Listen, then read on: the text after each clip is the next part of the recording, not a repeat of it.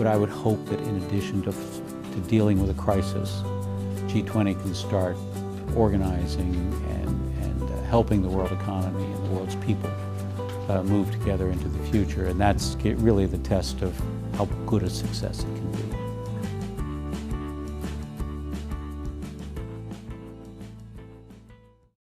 I think the biggest challenge, without doubt, is to achieve an integration between the economic goals, which is furthering innovation, trade, governance issues concerning economic integration on the one hand, and reducing social tensions, inequalities, getting more social integration on the other, and achieving environmental viability.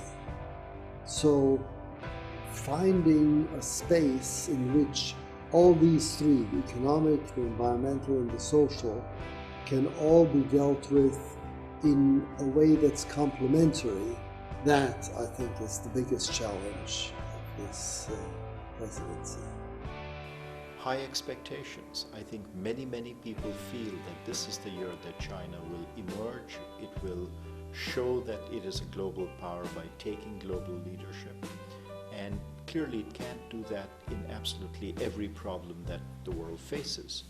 But if it can pick the 2 or 3 key areas in which it wants to make a difference, then it will be able to make a difference. Key challenge to this summit that China is holding would be the ability of China to put a proposal that is at the same time innovative and acceptable. That being said, China is the second biggest economy in the world, and therefore its leadership role would be very important.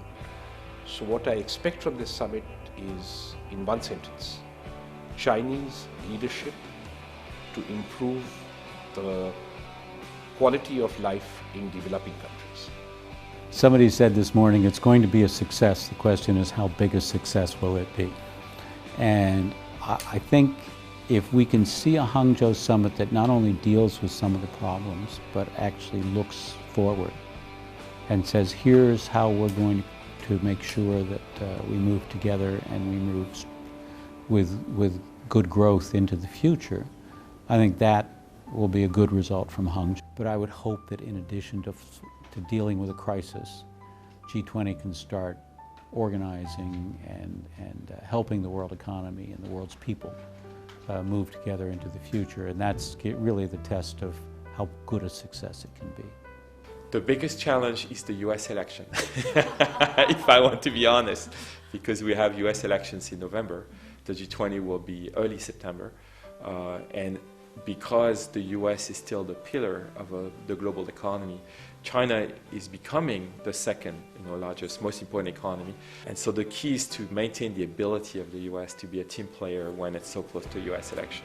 Because it is a very difficult thing for China to show a kind of new idea, new philosophy, which could contribute to the world to move one step forward from the current global standard. It's a big challenge, but I think China is trying to do it through for example, establishment of AIIB or OBOR. And I think China needs to show the world what kind of philosophy, what kind of growth strategy China really needs to present to the global society to make sure that China is going to contribute to the inclusive growth.